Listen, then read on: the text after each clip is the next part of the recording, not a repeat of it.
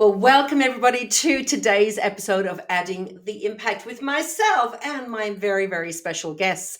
I'm really excited to introduce you to an incredible person today who I have had, we were just talking about off camera here. I've had the pleasure of knowing, and I think it's close on 20 years. Many, many moons ago, when I was back in Tupperware, I was a Tupperware chick. We were doing a leadership event, and the amazing Michael was invited as a special guest to be able to speak to us about understanding the generations. And I think nearly 20 years on now, I'm not Yep. sure if I still get it, but hey, I'm getting It it. has been a while. And it's interesting too that even the generational landscape, how it's changed, partly because I've gotten old. I would have probably only been in my mid-20s at that point. So I was Yeah. talking about Gen Y, even before they were called the millennials, because millennials is a term that we only inherited from the Americans. They call them that because they were the first generation who graduate from college in the new millennia. Ah, That was the reason that that term existed. But prior to that, we call them Gen Y, as did the Brits and people in yeah. South Africa and a lot of Asia. And then it's they got rebadged millennials since then, and then we've now got Generation Z or Gen Z, and then even Generation Alpha. So that whole generational landscape has changed so much even since we first connected. It's a fascinating It space. is a fascinating space, but it also reminds me because I think some people think that this is a relatively new conversation, that trying to Yeah. understand the generations and whatnot. And what I'm saying to you all is no, it's not. Every generation is trying to understand the next and going on from Yep. there. But it's amazing having people like you, Michael, to help us kind of navigate the landscape around that. But let me officially introduce you just so our listeners can actually know who you are and how amazing you are. So, Michael McQueen is a multi award winning speaker, change strategist, and best selling author of 10 books with clients including Google, Toyota, and Mastercard. He has helped some of the world's most successful brands navigate uncertainty and stay ahead of the curve. Michael is a regular commentator on TV and radio, and his work is featured in publications ranging from The Guardian to Forbes and CNN. In addition, Michael is a familiar face on the international conference circuit, having shared the stage with the likes of Bill Gates, Mel Robbins, and Apple co founder Steve Wozniak.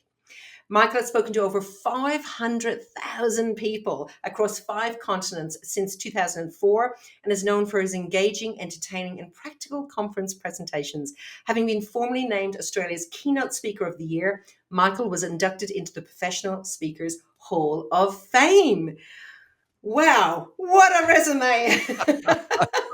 You're very kind. Thank you for that. And it's great to spend some time chatting today. And congratulations to you on taking the plunge and starting a podcast. It's not an insignificant thing. I've toyed with it myself over the years, and like it is a big job to get set up, but like I love this. This is such a valuable way to have a real conversation, and it's not like I do things on TV or radio, and it's bite-sized chunks, and therefore it like necessitates superficial, simple discussions and dialogue. This is different, and I love that. So well done, you, on taking the plunge.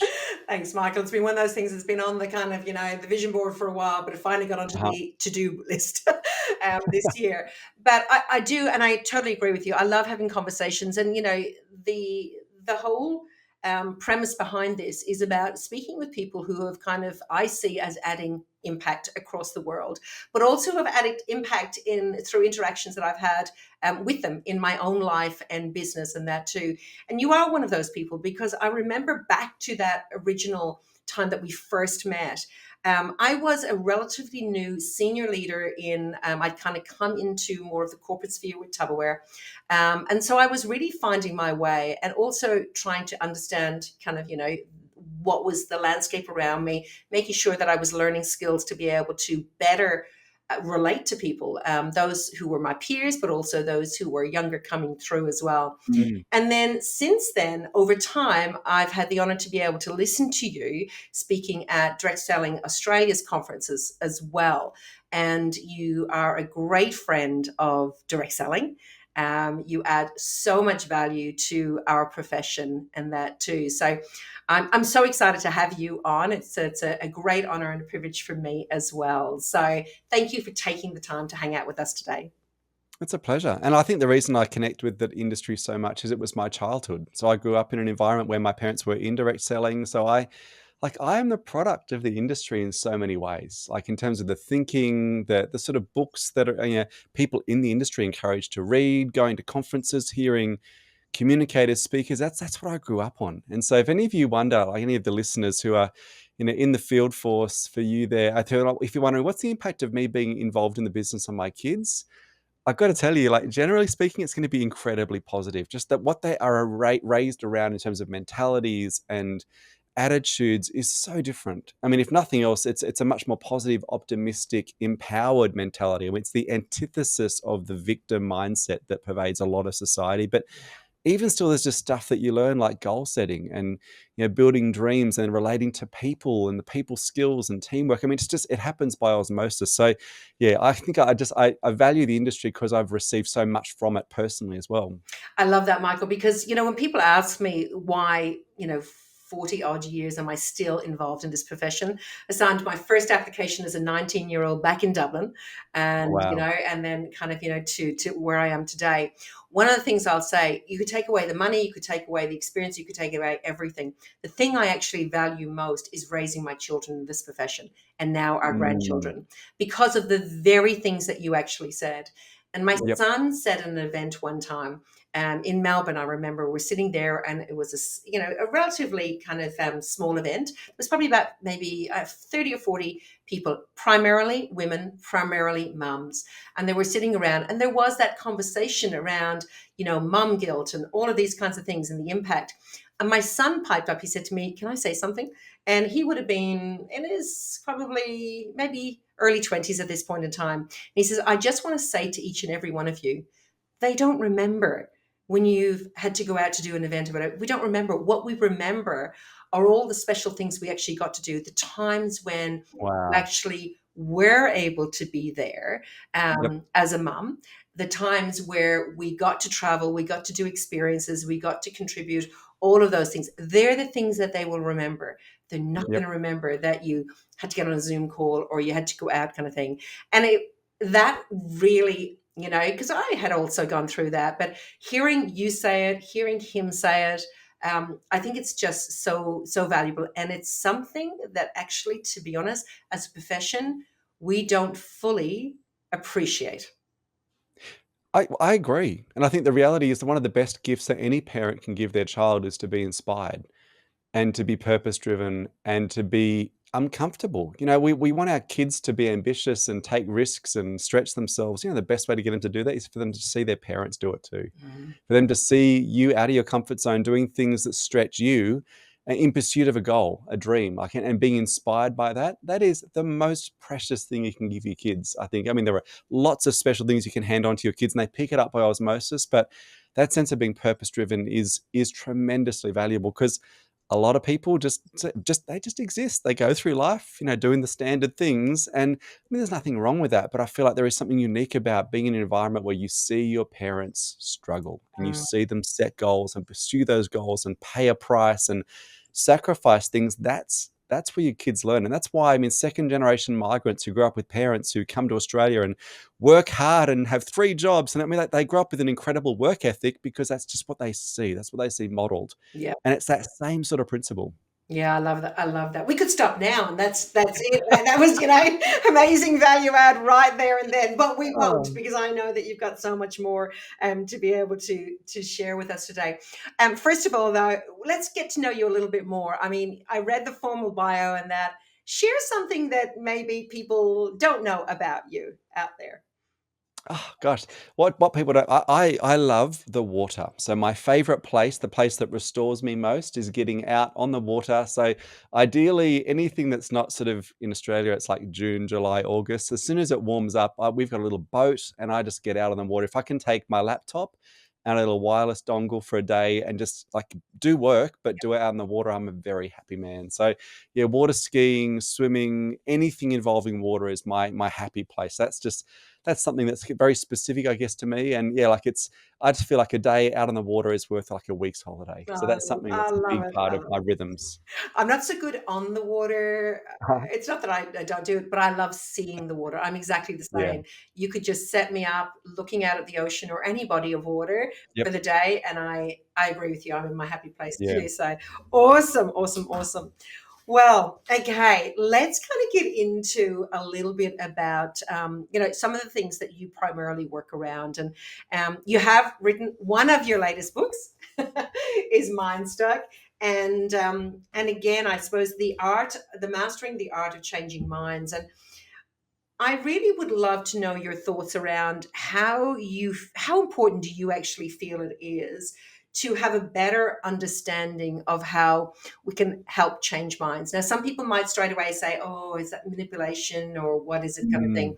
But you don't see it that way, and I love your perspective on why is it so important to have a better understanding of how people think and how we can, yeah, help them. Yeah. Well, the bottom line is we just spend so much of our life doing this, even though we don't like to call it persuasion, or even, people have this funny thing about selling. They don't want to be a salesperson. Like, we are all selling things constantly. We're selling ideas, viewpoints, perspectives, like trying to get people on board with a new agenda or a new initiative. And that can be anything from our teenage kids, trying to get them on board with changing, right through to our spouses or our partners. And then in more formal environments, anyone who's leading a team, one of their primary functions is changing minds, getting people to see themselves and the organization, the team, and the potential future differently. So the headline stat that really grabbed me as I was starting the research for this book was the fact that we spend 40% of our professional lives trying to change people's minds. And so that's a lot of what our time is spent doing. And the challenge is we're actually just not very good at it. So some work that was done at Cornell University a few years ago found that on average, we're only successful in changing other people's minds 3 to 5% of the time. And so, like, we throw a heap of mud at the wall. We just hope if we give people a whole lot of good reasons and logic and evidence that they'll see the light and change their mind and go, I was a fool. How could I not see your perspective was better than mine? I'm going to willingly change my view. The truth is that doesn't happen often. And in fact, it's happening less and less. And there's a lot in the book I looked at around what's causing us to be more stubborn and more obstinate now than ever. And you see that sort of heightened reaction on social media so often. Someone will suggest an idea and they're just shot down in a moment. And Totally. it's the pile on that happens after that. We're sort of very trigger happy and tribal in our views right now, which makes it even more difficult than ever to persuade. So that's what I wanted to speak into with this book is without verging into manipulation, which is a win-lose sort of zero-sum game of I get my way and you get trampled upon. Yep. What's a win-win? How do you persuade someone in a way that for their own benefit, in a constructive way that still gives them agency and choice and dignity, but in the outcome, you move forward together. That's the goal. I love that, because I think it is about coming at it from a win-win. What I've noticed Mm, about our profession, direct selling, it has changed and it has not changed. So the fundamentals are still exactly the same. It's all about relationships. It's all about having an amazing product that you want to be able to have a conversation with people, and help them see that maybe it will add value to their lives. The mm, way in which it's done, probably it has definitely shifted, especially over the last 10 to 15 years with the advent of social media and yep, all of those. And when you say, I know some of our distributors, when I talk to them, they have that fear even of putting something up on social media because of that very thing. People will jump on yep, them and they'll attack or whatever. And yet coming from a win-win perspective. So from a direct selling perspective, really thinking about that volunteer sales force, that are needing to be personally inspired and motivated to go into conversations and have these conversations, but are mm, afraid of the onslaught they will get. yep. How is knowing this, like, so studying this book and getting much better at these conversations, how is that going to help them to be able to improve their businesses and get better results?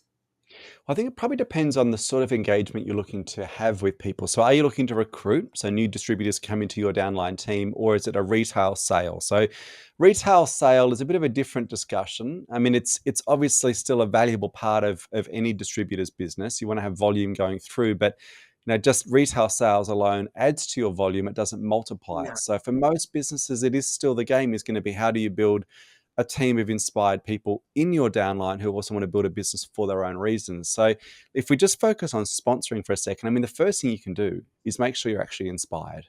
And that sounds a bit trite, but it is so important because people pick up on it if you're not, if you're just going through the motions, or if like you've got, let's say there's an incentive that's on the line and you're like just working toward this goal and this is another number. I've got to get through this person in front of me to chalk up another thing, another notch in my belt, another step closer to the incentive trip or the car or the cash bonus, whatever it is.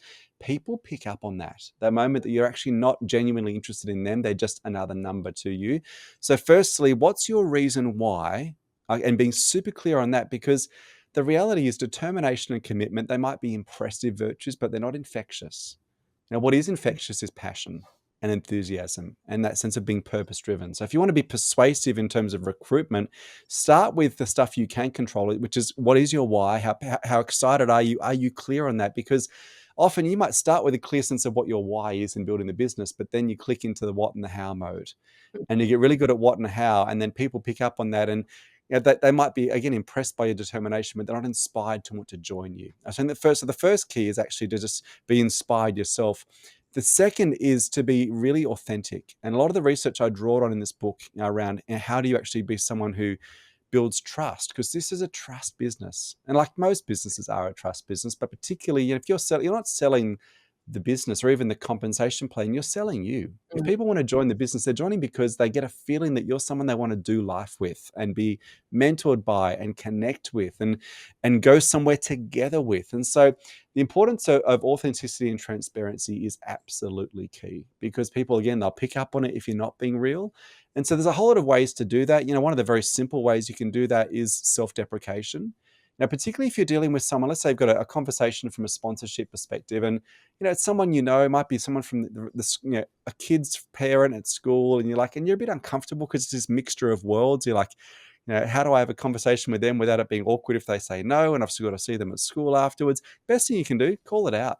Yep. Just be honest and say, like, it's a bit awkward, this conversation, but I didn't want to miss the opportunity to have a chat with you. I hope that's okay.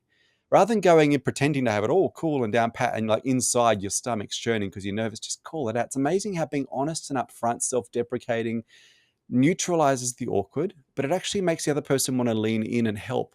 It elicits something in the other person that makes them that attracts them to you. And so what that also means is if you don't know the answer to someone's question, so that's a great question. Actually, I don't know. In fact, what's interesting is, and I see this in the business, you'll have seen it over the years too. Yeah. One of the biggest handbrakes on your growth in this industry, but any business really, is when you overcomplicate it and you become the expert. Because the problem is you get to a point where you feel like I've got to know all the answers to all the questions. And you might even get to a point where you know most of the answers to most of the questions about the product and how it's made, the nutritional value and the comp plan and all the rest of it. And you sit down with someone and they might be sold on the idea. You've persuaded them, but the problem is if they believe in you but not themselves, Yeah. they won't sign up, because what are they thinking? I could never do that. They know so much about the business. I could never get to the point where I knew that much. The best thing you can do, again, just being real and self-deprecating, is don't put yourself up as the expert. Acknowledge you don't know everything. You have your doubts. There are some things you're not aware of, but like generally speaking, you are excited and you've got enough to be sure that this is a thing that you want to invest your life into. People will pick up on that and they won't be intimidated. They'll feel like, I can do that because it's repeatable, it's accessible. So these are just some simple things that I see from I love a it. sponsorship perspective can be really useful. I absolutely love that because it's so true. In my experience over the years, and even back in my Tupperware days, I went out. I was a top recruiter, and again, half was because I didn't know what I was doing. I was just so excited. Yeah. I was Yep. so excited, and I just wanted to invite everybody else, kind of thing. And I was quite self-deprecating, I suppose, over the time when I think about it. And I went out with one of my fellow, team managers, team leaders asked me would I come out with her because she just could not recruit. And I sat Mm, and I watched, and she was amazing. She was professional. She knew everything about the product. She knew where the prices were. She knew the whole works, kind of thing. And I sat there and I watched, and I kind of thought, gosh, I couldn't do what she does. yeah. Wow. Do you know? And so afterwards, she chit and I was chit chatting with some of the guests, and one of the beautiful lady there, and I was talking to her about signing up and recruiting for this other lady, and she said, "Oh, I couldn't do what she does," and I said, "You don't need to." I said, "You don't Mm, need to. You just need to be you." I said, yep. "Because when people would ask me for the prices or where," I said, I don't know, write a price to somebody who can find it first or whatever. And it's the Yep. same even when I think about when I first got involved with Juice Plus. I sat down in a meeting. I had come on as a consultant, and I sat down in a meeting and I watched, and it was just overcomplicated. It was Mm. just so much that I was kind of walking out going, "Ooh, I don't know if I'd ever know that." And I'm what 15 years in, and I still don't know some of the stuff, but that's okay. I don't need to, Yep. because there are people who are much smarter than me that have the answer already. Yep. And so I Yeah. love that you spoke into that, because in my experience, people stop themselves before they even start because they think they need to know every single thing, and they Yep. haven't made Yep. even one step yet. Yeah. 100%. And I love that phrase you just used there. And I think it's such a powerful one is in my experience. Like, and this is just the beauty of when you're speaking with someone and you're trying to get across a perspective. If you position it as gospel truth, or you give all the evidence and the facts and the logic and the data, you try and educate them. What's the instinctive response from another human being when we're told something that we're almost being coerced into agreeing is true because we're logic bullied, which is what Adam Grant calls it in his book Think Again. I love that term. We logic bully people sometimes, and Love that. their instant reaction is to again take a step back and get into defensive mode. Yeah. And there's something about just sharing, like I'm just going to share this. For me, this is what I've found. And then one of the tools I often use with clients in the direct selling world is don't try and upsell your ideas, unsell them. Okay, you know what? I may be way off here, or this might not even be for you. In fact, it probably isn't for you, but I thought I'd just share it with you anyway. And it's amazing the difference, a posture shift that is caused by this. The It's takeaway. like, if you're talking to someone and you move toward them, what's their first response? To move back. There's something about if you move back just slowly, people are drawn toward you. And I think the Yeah. posture we use in our language can make a huge difference. Like I find this from a speaking perspective all the time. The number of times I'll have like a speaker agency put me forward for a conference or something, and they'll often try and organize a pre-briefing call with the client. And that call, and I know what it is. It's like, sell yourself, son. You get on the call and they want you to like give all the reasons you are the best speaker for the thing. And honestly, and because like the truth is, I mean, I've been doing this for 20 years. I'm always grateful for the work, but I don't need the work. There's not that sense of survival. But Yeah. even before that was before the position I'm in now, I'd often unsell myself, not realizing what I was doing or why it worked so well. So I'd get on the call and I'd say, I'd firstly find out what they were looking for and be like, I may or may not be the right person. If I'm not, I'm sure I'll know someone who is. Yeah.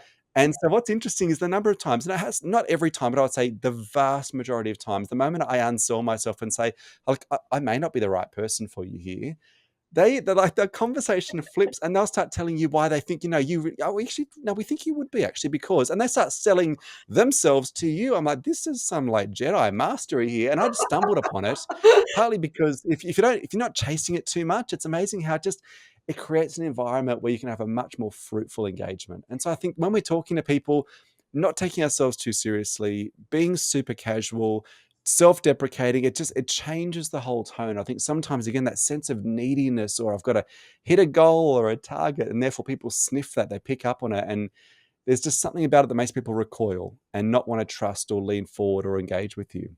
Yeah, I love that. I love it because it is like, especially to, what I've noticed over the years is that sometimes when, we're holding on so tight to that particular prospect, it's the Yep. only one. And it's like, Yeah. whereas when you're having lots of conversations and there's lots of people that are, that you're having conversations with, you're not just relying on that one person that you're going to get across that line no matter what, Yep. Yep. and so you actually relax into it, Yeah. because you 100%. kind of know it's okay. Because at the end of the day, I don't think no matter what you're selling, it is a numbers game. You will be the right person for someone. It will be the right product for someone. Yep. It doesn't mean that it's going to be for everyone. And Yeah. so we take it so personally, as we kind of, dig in there. So you also talk about, and I love this, just a little bit of I suppose, a pivot, but I just want to kind of, if I'm thinking about direct sellers and that, you talk about the two minds, Mm. in the book. And I just think that there's something in there as I was reading kind of, and listening, there's something in there that I think that is powerful for people to understand, especially when primarily we're selling an opportunity. We have an Yep. amazing product behind it, but we're selling an opportunity. Can you Yeah. speak to Yep. that a bit? Yeah, so What I found fascinating in the research for this particular book is it took me in an area I hadn't really delved a lot into, which is the world of neuroscience. Like what's actually happening physically and neurochemically in our brains that shapes how we think. I'd spent a lot of years studying the outworkings of that, not understanding the mechanisms behind it. So I went pretty deep with this book around that whole theme, because what's interesting is we've learned more in the last 10 years about neuroscience that has debunked the previous 30 years Mm. than most people realize.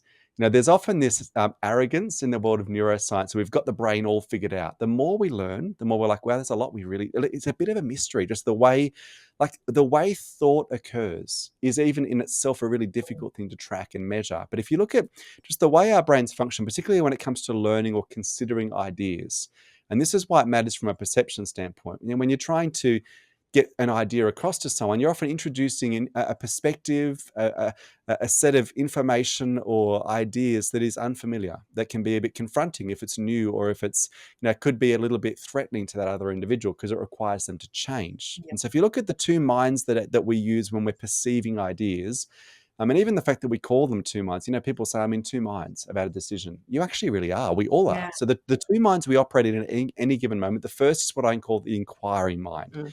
So the inquiring mind is in the frontal lobe. It's the logical, rational, reasonable, linear cognitive function that we've all got. We'd like to think that as adults, really sensible, informed, educated adults, we spend most of our time using that part of our brain. The truth is we don't. Yeah. And there's lots of reasons for this. One of them is that using our inquiring mind takes a lot of energy and self-control. It's actually quite a slow, deliberate part of our thinking apparatus. And so anyone who's familiar with Daniel Kahneman's work, Thinking Fast and Slow, this is the slow part of our brain, a slow part of our thinking. So Zoe Chance, who's a researcher at Yale, would suggest we only use our inquiring mind for 5 to 10% of our thinking, our reasoning, and our perception formation. So where's most of our thinking happening? And we're like, when you're speaking to someone about the business or the products, where's most of their perception formation occurring? A very different part of our brain. And the problem is we typically appeal to the inquiring mind. Mm. We give the evidence and the logic and the pie charts and all the things that should get them across the line. And I bet everyone's had that experience where they're like, I made the most impeccable case. How can they not see Let's have a this? look at this really detailed compensation plan. Correct. Like I've shown you all the information. What else could I tell you? The problem is that the part of the mind that they're actually making the decision with is not the inquiring mind. It's what I refer to as the instinctive Mm. mind. This is where we do most of our thinking and perception formation. It's typically located in a part of our brain near the top of the brainstem called the limbic system. So this is a part of our brain that typically we use to process emotion. It's where a lot of our fight and flight or freeze reflexes and impulses tend to live. It's also very tribal. It's a part of our brain that wants to feel safe above all else. And so the challenging thing is this part of our brain, one of the great things is it's kept us alive for centuries, because when a threat emerges, like a lion jumps out from behind a bush, our instinctive mind is fast and it reacts and it fight, flight, freeze. Like we react fast. The challenge is when you're exposed to information or ideas that conflict with what you've always assumed, or what you feel comfortable with as an idea, a framework, an assumption, a set of identities that you've adopted. Your instinctive mind does the same thing it does when there's a physical threat. It goes into not fight and flight. It goes into denial and defensiveness. And this is the big challenge: is when you're presenting an idea or information or a new product or the business opportunity to someone, there are parts of their brain that in that moment have locked down. They are getting defensive, or there's denying reality, because the truth is the instinctive mind would rather feel right than be right. And so you sometimes you have this experience where you're listening to someone, you think, I want to believe you, but I can't. There's something about me that resists it. This is where stubbornness resides. And so the vast bulk of the book focuses on how do you speak to the instinctive mind? Because that's the part of the brain that's got to be changed, or the mind that's got to be changed. And yet if we're speaking to the wrong part of the people, wrong mind, using the wrong tactics, no wonder it feels like we're beating our head up against a brick wall. And so this is what I so often see play out. Yeah, I love that. I really love it. So, so if we think about stubbornness, because, I mean, at the end of the day, that's like that. Oftentimes we'll want to come in with all of the data and all the rest. And what we really Yep. know is it's about stories. It's about really trying to speak into their heart and all Yep. of those things. And yet stubbornness can come up. And whether it's outwardly expressed or whether, like you say, it is a whole conversation that's going on in somebody's head. Um, Yeah. how do you well, so somebody who's watching this and they're going, okay, well, how do I better understand that? And how do I navigate it? Like, what is it I'm looking out for? What is it that I Mm. need to be aware of? So first thing, you want to use language that makes sense to the instinctive mind. So you need to want to use tactics that work with human nature rather than against it, but also address those things that cause the handbrake to be engaged, that cause the instinctive mind to get defensive. So one of the best things you can do, and we talked about it already, is building trust. So getting people to let their guard down because it's like, okay, I feel like I can trust you. Even if I don't necessarily agree with what you're saying, I trust you enough to just have the aperture open to at least consider it. And so the moment people feel threatened, that's when they lock down, that's when they dig their heels in. And so, firstly, things like self deprecation are really important. Also, calling out the emotion. Yeah. So, probably right now, what you're likely feeling is, you might be thinking, I just, this all seems too good to be true, for instance. And I get it. Like, even like the old feel, felt, found model, Yeah. there's a reason it works because it settles people's instinctive minds down because they feel seen and they feel supported, they feel understood. That idea of like, I get it, I felt the same way. What I learned is, and this is just what I learned. It might not be the same for you. These are just ways of making people feel they've got dignity and agency, that you're not forcing it down their throat, just sharing your own experience. What I found is blah, blah, blah, blah. So it just leads through that process where people feel they can be safe. The other thing that's really interesting about the instinctive mind, and this is probably what I found most compelling from a research standpoint, is this idea, and like we've had this idea for so long, I think most people just assume it's true, that humans are afraid of change. Like I've heard that Mm. so many times over the years. I've written about that in books, just assume that's true because everyone says it. The interesting thing is, from a neuroscience standpoint, it is not true. People aren't afraid of change. Yeah. What they're afraid of that causes them to dig their heels in is people are afraid of loss. Our instinctive minds are acutely attuned to feeling like we're going to lose something. And the three losses that typically cause us to be stubborn, and this is where, if you want to speak to the instinctive mind, rather than, again, selling the benefits of change or the benefits of your perspective, lessen the loss. Reduce that sense of loss that people feel. So the three losses are loss of power, a loss of dignity, and that sense of a loss of control or certainty. I knew how things were, but you're asking me to do something I'm not familiar with, I'm uncertain about. That's what people will dig their heels in against. The loss of dignity as well, that sense of, what if I sign up to join the business? What does that mean in terms of me abandoning everything I've always said that's important in terms of career? What will my family think? What will my friends think? How do you give people that sense of they've changed their perspective, and that doesn't mean they're an idiot or they're a fool before? And so giving people almost the ability to craft a narrative that helps them feel like, I'm changing my mind because I've learned something, because I now know something I didn't know before. These are all just little ways we can help people feel like they can change their mind without losing face and without losing dignity. So these are just all very simple things you can do to guide people through the process of making an informed choice that at the end of the day feels like they've been in the driver's seat of, they've not been coerced, not manipulated, because that'll work only for a really short amount of time. Yeah. Because the moment the conversation's over, people go back to life, and they'll go back to what they were thinking previously. That now, Dale Carnegie put it best. He said, "A person convinced against their will is of the same opinion still. They haven't changed their thinking at all. They've Yeah. just done what they said because you were there and they wanted to tell you what you wanted to hear." So, it's important we give people, again, that agency and dignity in the process. What you've just covered is just so, so important because, at the end of the day, people in our profession, like people get to hear about, oh, we're one of those things, it's a Yeah. pyramid or it's a Yeah, yeah, scam yeah. or it's a wherever. And Yep. so if people have been on a journey where, say, for example, they're in a traditional career or whatever, it was mine. When I mean, yes, I signed my first application at 19 in Dublin, but that was really just to help me go from a shy introvert to somebody who actually could be around people. So there was a Yep. different need. I still didn't realize that there was a proper business opportunity. That was much further down the track when, at about 26, when I had two children under two, working Mm. in a merchant bank and wanting to be able to make a different choice. But the two things that came up for me was, one, could I do it? Could I actually Yep. shift it from being a hobby to actually a full-time career? The second one was, what will people think? Yeah. And it's so often the case for us when we are having conversations with people. It looks great, but they're just worried about, what will people think? Yes, this makes sense to me. I'm going to make this change from what I'm doing over here to this here. This looks really, really good. But oh my gosh, there's this roadblock Yep. of, What are people going to think about that? And how do we help people go, you know what, change is actually okay.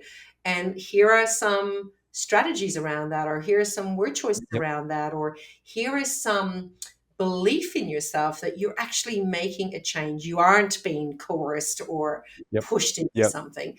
You know, that's just gold, because it is one of the things that we will come up against time and time again, Yeah. especially because now people have other choices in the gig economy. You know, they can be an Uber driver, they can be, and people kind of think that's actually okay. Whereas, oh, you join a network marketing company, ooh, that's a Mm. cult, you know. Yeah, yeah, yeah. I think the two. It's funny you bring up the gig economy because I think that's a really good frame. So one of the things that I talk about a lot in the book is how do you help reframe an idea into something that feels familiar to people? Because if the loss of familiarity is a big thing that causes people to dig their heels in. How do you say, okay, this is a little bit like something else you've already agreed is a good idea?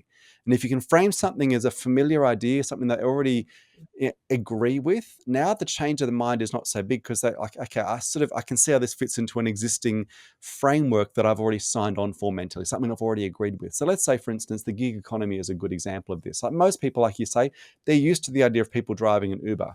And so if you're trying to get someone to think about or consider the business opportunity, rather than take them from you are a merchant banker, you could be a full-time networker and replace your income and you too could be traveling the world. I mean, it's just such a mental shift for people. There is that sense of that chasm between who I am, and I know that, I'm familiar with that. It may not even like it. I don't even like my current state, but at least I know it. Yes. And what you're asking me to do is completely unimaginable to me. That chasm is incredibly scary. So if it's like, okay, you don't have to change everything. Like we're just talking about changing a couple of hours of what you're doing per week, adding a bit of extra income. And what's interesting is over time, once people's patterns of behavior change, their identity follows.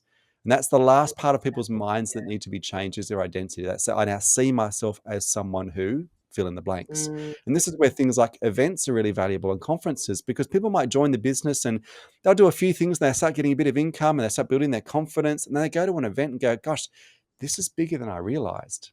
And social proof. I can see what this could be. I could see what I could be within this. And that's, I mean, big decisions are often made at big events. And there's a reason that's like an adage within the industry because it shifts people's identity. I can now imagine this. But on day one, as you're talking to someone about the business opportunity, if you almost lay it out like you could be, and then paint that end result picture of the identity of someone who's just all in and this is their life and they've changed their entire financial situation. That's such a gear shift away. People go, I can't imagine it. I'll just bow out. And so how do you make it simple? And it's just like being an Uber driver. It's just replacing some income or adding some income here and there, just like people do in the gig economy, because people already get that. I love that. It is that step by step because, you know, for some and for most, I mean, really for probably 99%, going from here to here just seems way too big. But those Yeah. small shifts, and then the social proof. I love that you talked about, you know, getting to events, getting conferences, you know, getting to those things where you can actually see other people. Oh my gosh, they're actually quite Yeah. like me. Yep. Okay, this is good. Okay, right. I can paint myself into that picture, which is something Yeah. that we talk about. Um, I mean, the book, I mean, and all of the work that you've done, what is it that you see? Like, what is your, I suppose, massive goal that you would love to see come out of the amazing work that you've put into studying to be able to create this book for people? I think from a big picture or sort of almost philosophical sense, I'd love to give people skills or perspectives that allow them to engage more constructively with people they disagree with. I think we've lost that skill in the last few Mm, years. We're so ready to settle ourselves into polar opposite groups around ideology and identity in ways that unfortunately we're not learning from each other. And typically the best thinking happens in the middle when we're willing to listen, when we're willing to be humble. I think that the value of intellectual humility is hard to overstate because the moment you shift out of that humility mode where it's stuff I don't know yet and I'm always learning and growing and changing, the moment we ossify in our views and say, I think this and they think this and I'm right and they're wrong, you've now closed yourself off to learning from a completely different perspective. And you and I were speaking before we went live, and I picked up a newspaper the other day, from a very different source of information I would normally pick up a newspaper from, and it was a conspiracy sort of theorist publication, and it's a lot of stuff that I hadn't considered before. I don't agree with, but I'm like, I want to learn. I just Yeah. want to understand that there are people out there who've gone to the trouble to produce a newspaper to codify their worldview and evangelize it. Yep. And so this is a newspaper that there were piles of them at the shopping center. I'm like, if someone's gone to that trouble, I may not agree with what they're sharing, but I want to at least have the humility to realize it's good to listen.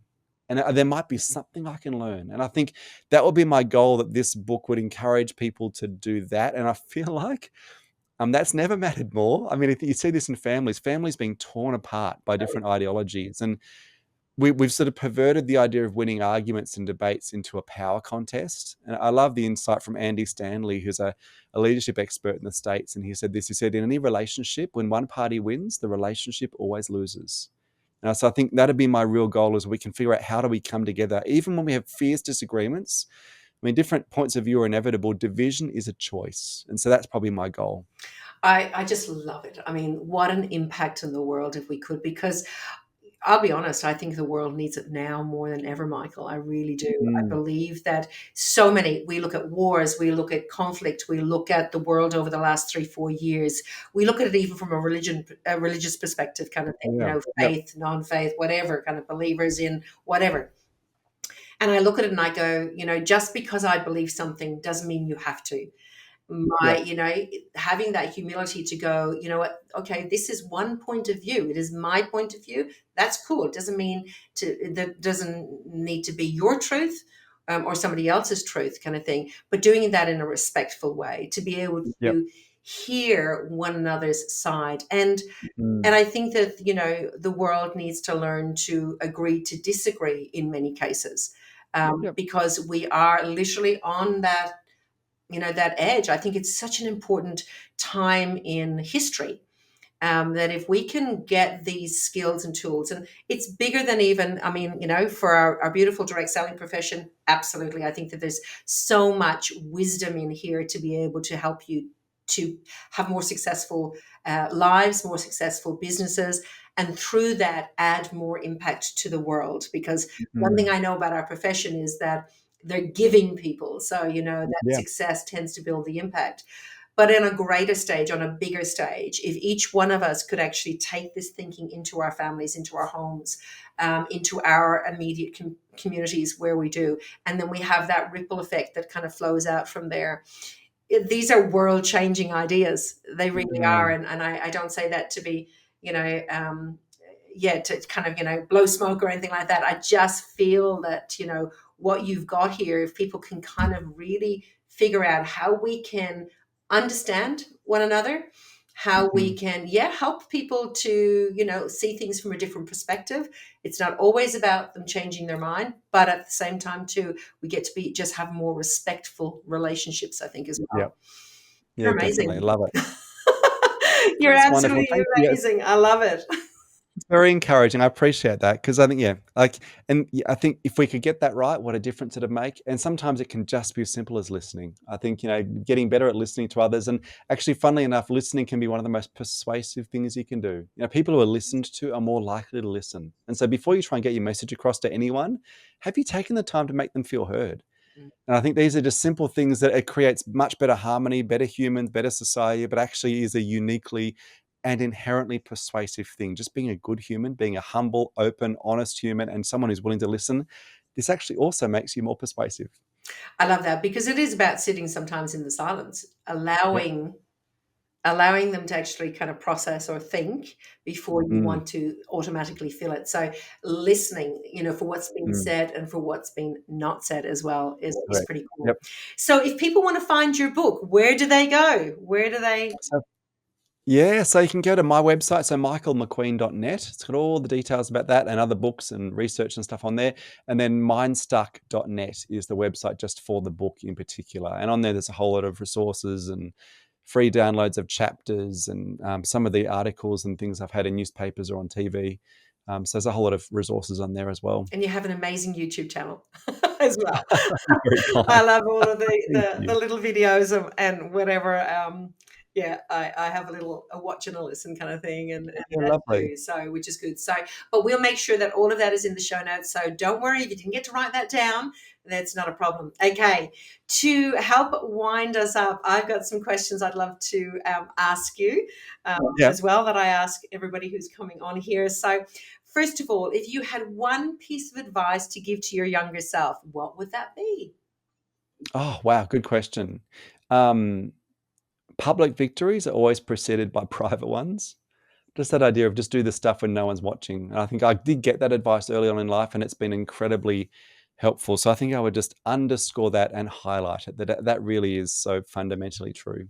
It's very, very good advice. It really, really is. Everybody's living on social media now and they forget the work that goes Mm. behind. So it's brilliant advice. Write that one down, everybody. Okay, other than mine, Stoke, what is your favorite book right now? Oh, good question. I'm reading The Anxious Generation by Jonathan Haidt. I wouldn't say it's my favorite book in that it's a bit confronting and a bit depressing at times, but it is such an important book looking at the impact of phones on young people, the impacts on mental health, physical health, and wellness.